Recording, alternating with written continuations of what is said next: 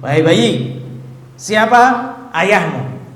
Ya, maka bayi ini tadi yang masih kecil ya, baru beberapa hari atau beberapa masa ya, bayi ini tadi mengatakan ayahku adalah fulan, si penggembala kambing.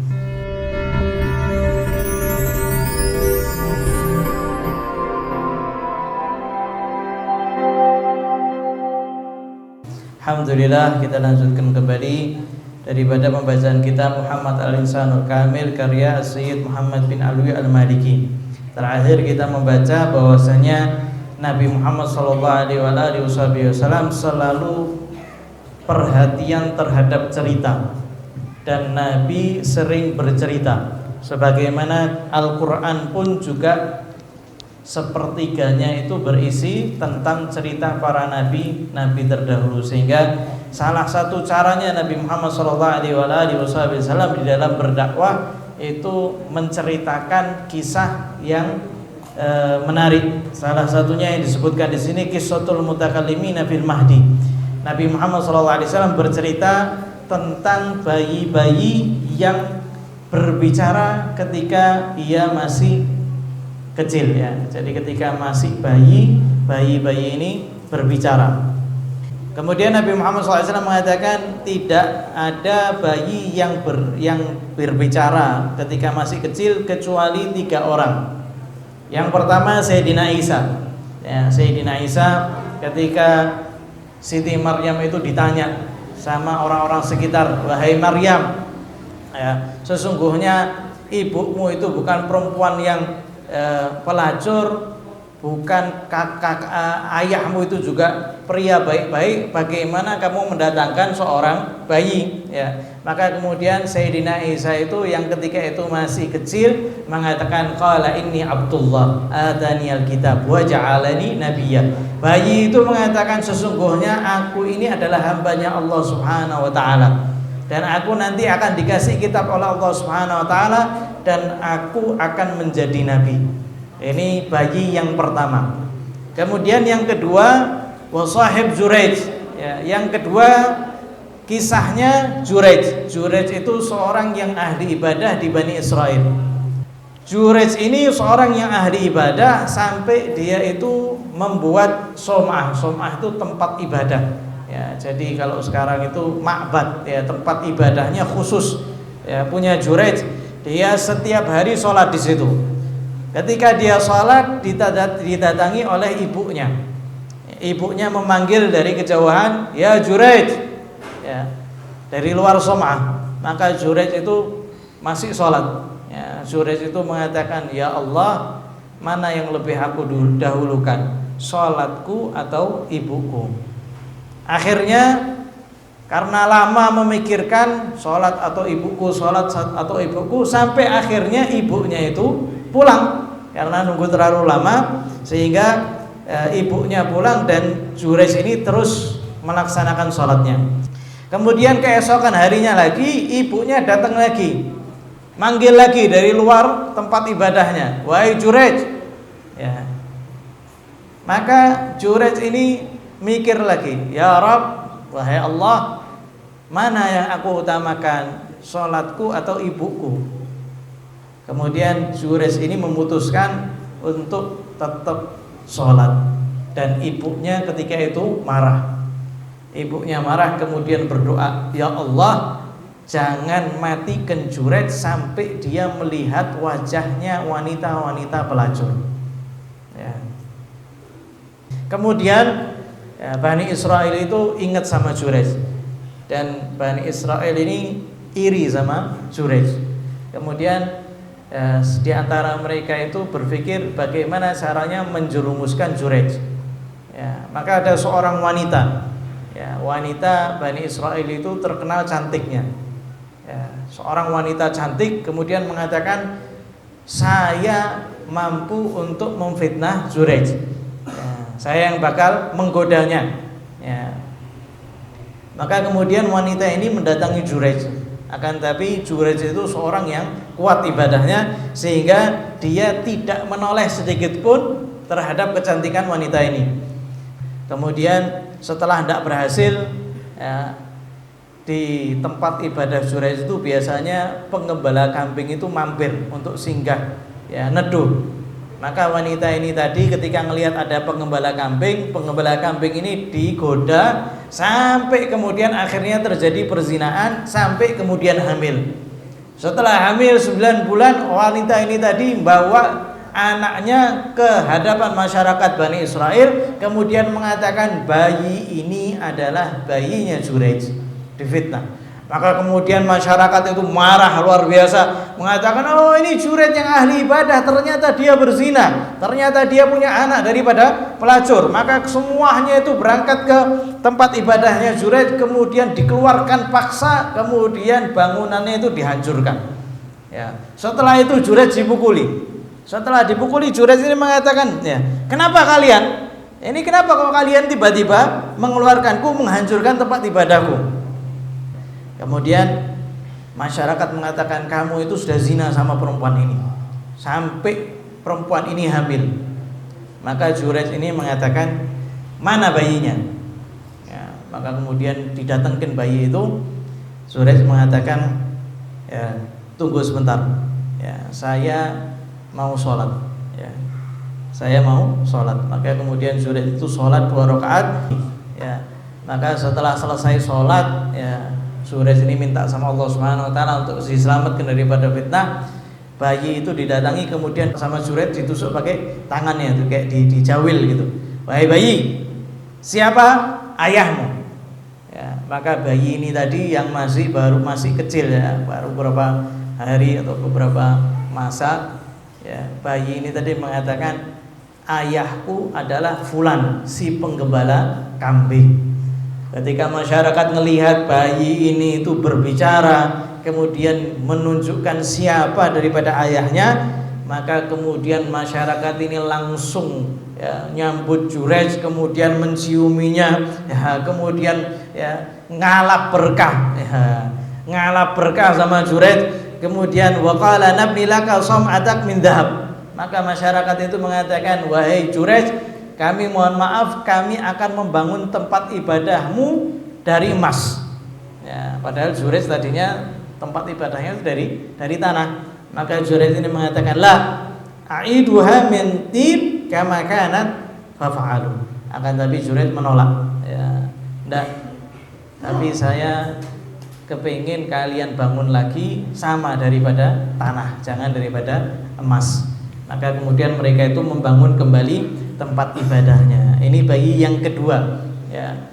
Ya. Kemudian bayi yang ketiga, ada seorang bayi yang disusui sama ibunya.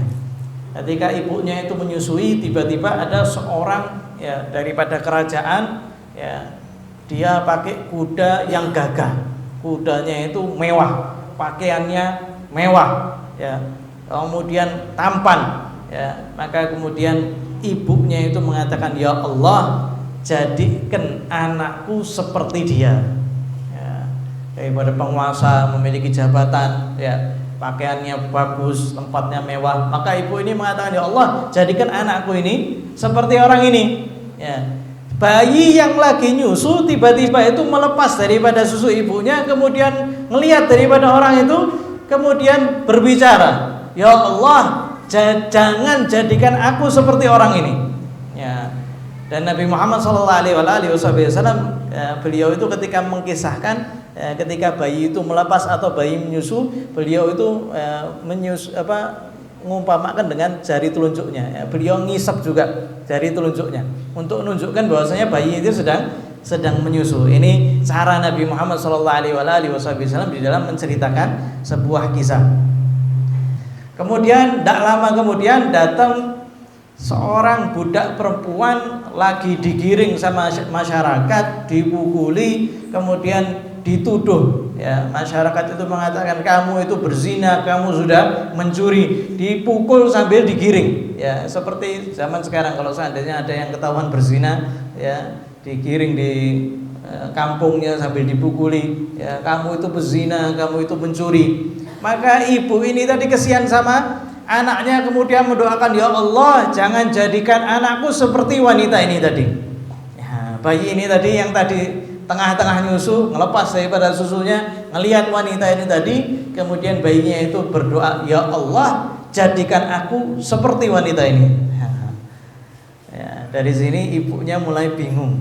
Ya, maka ibunya itu gemes, akhirnya ngomong sama bayinya, tadi ada orang yang pakaiannya bagus, penampilannya bagus, pakai kuda yang bagus, kemudian aku berdoa, ya Allah, jadikan anakku seperti orang ini. Kamu malah mengatakan, ya Allah, jangan jadikan aku seperti dia. Kemudian datang perempuan yang mencuri, yang berzina. Kemudian aku mohon kepada Allah, ya Allah, jangan jadikan anakku seperti wanita ini. Ya. Kemudian kamu malah ngomong, ya Allah, jadikan aku seperti wanita itu. Ya, ibunya ini ngomong sama bayinya.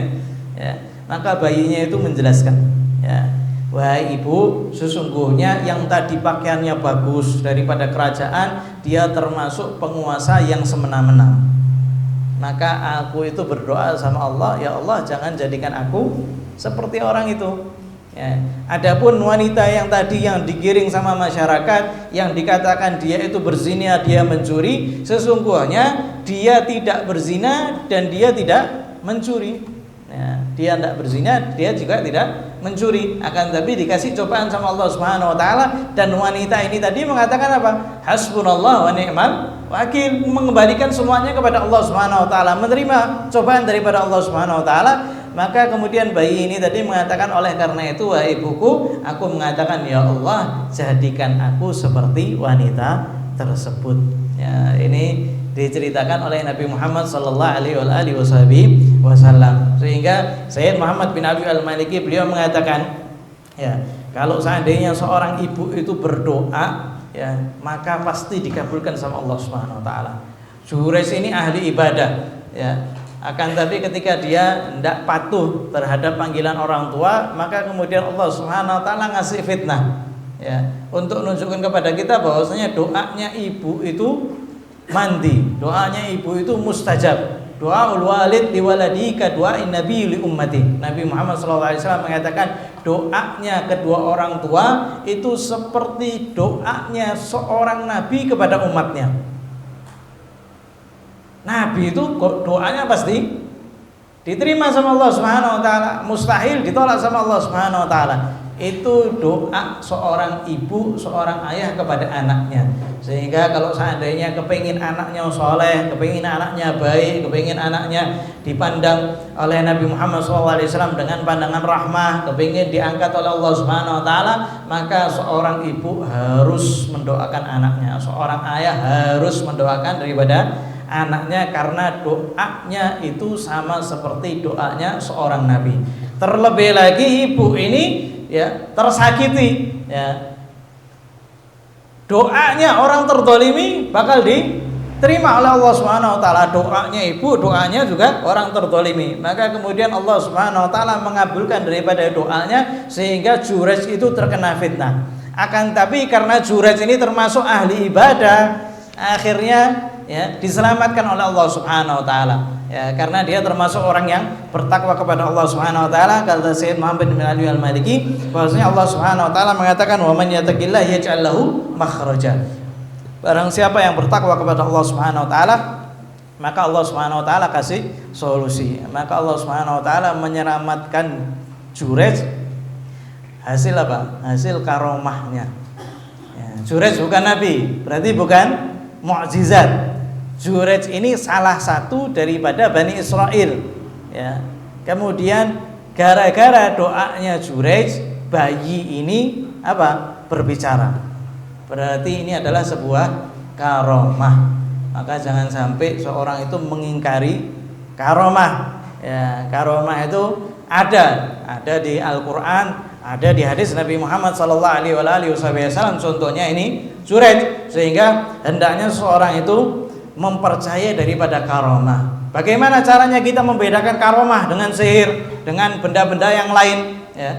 Maka Imam Haddad beliau mengatakan, lihatlah bagaimana takwanya. Takwa seseorang itu yang menentukan. Ini benda aneh ini misalkan bisa terbang, ya, bisa jalan di air, bisa menghilang, bisa tahu-tahu ada di Mekah, ya. Kata Imam Haddad, Beliau mengatakan kalau seandainya kamu ngelihat ya ada seorang yang terbang di atas langit ya, berjalan di laut ya, maka jangan kamu percaya, jangan kamu ikuti sampai kamu melihat bagaimana takwanya, bagaimana dia menerapkan daripada perintah Allah, bagaimana dia menjaga daripada larangan Allah Subhanahu wa taala. Dia termasuk orang yang melanggar perintah Allah Subhanahu wa taala kemudian mengabaikan daripada apa yang diwajibkan oleh Allah Subhanahu wa taala, maka abaikan orang itu jangan ikuti, dan itu bukan termasuk daripada karomah. Ya, tapi karomah itu dia ya, berjalan daripada seorang yang takwa kepada Allah Subhanahu wa taala, sebagaimana Juraij. Ya, Juraij ini termasuk orang yang ahli ibadah. Kemudian beliau Sayyid Muhammad bin Ali Al-Maliki menjelaskan juga ya, tentang ya, bayi yang bicara ketika menyusui. Ya, di sini beliau mengatakan kebanyakan orang itu biasanya melihatnya cuma daripada zahirnya saja. Di kehidupan ini biasanya cuma melihat apa? Zahirnya saja. Sehingga terkadang banyak orang itu tertipu ya. Akan tapi orang-orang yang dikasih kelebihan sama Allah Subhanahu wa taala, maka mereka itu bisa melihat ya, bisa melihat apa yang sebenarnya terjadi. Ya, seperti apa? Seperti kisah bayi ini tadi. Ya, dia bisa tahu mana yang terbaik, mana yang benar-benar daripada yang menipu. Dan dunia ini biasanya isinya itu tipuan. Ya, orang yang meninggalkan sholat, orang yang melaksanakan riba, orang yang kok hidupnya enak-enak wae, orang ahli maksiat, setiap malam jajan perempuan misalkan, setiap malam karaoke hidupnya, kok dia enak-enak wae ya, kok dia itu kerjanya ya bagus, kok dia materinya juga bagus, kok kayaknya enak ya. Ini apa? Ini kebiasaan orang, melihatnya itu cuma zahirnya tok.